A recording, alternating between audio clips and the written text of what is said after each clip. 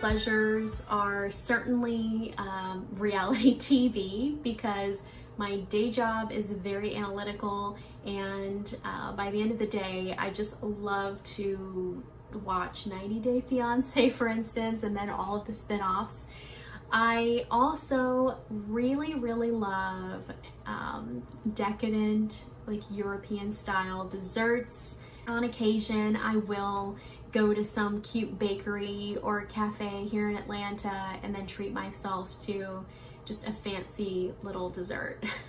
Hi everyone, my name is Rosemarie Rivera, and I live in Johns Creek, Georgia, which is about 30 miles north of Atlanta. I am by trade a senior global sales compensation analyst for a surgical robotics company. I have androgenetic alopecia, which is a hormonal form of hair loss. It is the female equivalent of male pattern baldness, and it was caused by a condition called PCOS, otherwise known as polycystic ovarian syndrome. I have been wearing some form of alternative hair for almost 20 years, which I cannot believe it's been that long. The best part about being an education ambassador is getting to connect with the wonderful ladies in the group. I've met some wonderful people, and also having a direct line to Jon Renau.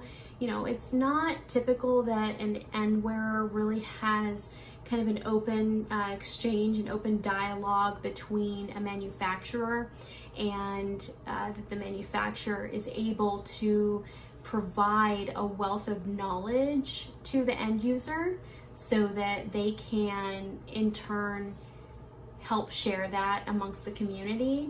The strangest thing I've ever eaten, hands down, is pickled herring in Sweden, and I would not recommend. If I could hang out with a cartoon character, I am a huge Family Guy fan, so it would probably be Brian Griffin, which is Peter Griffin's dog. I love dogs, and Brian Griffin is just cool, and he seems like somebody that I would get along with.